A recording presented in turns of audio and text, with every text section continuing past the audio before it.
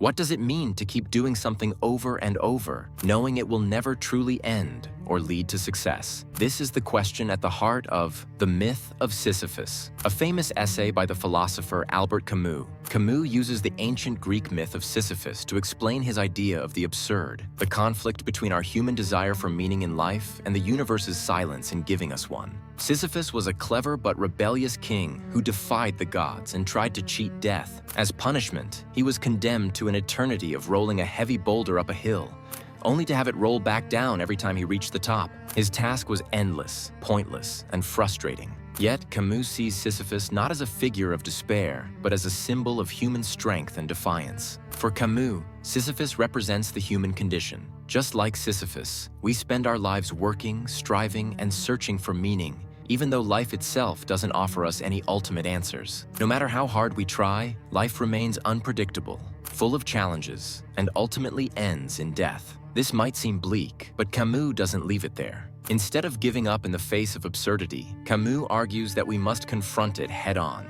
He writes that one must imagine Sisyphus happy. Why? Because Sisyphus chooses to keep pushing the boulder. He doesn't give in to despair or stop moving. He knows the struggle will never end, but he keeps going. And in that effort, he finds a kind of freedom. By accepting the absurd, Sisyphus gains power over it. The gods may have condemned him to this endless task, but they can't control how he feels about it. In his defiance, he finds his own meaning.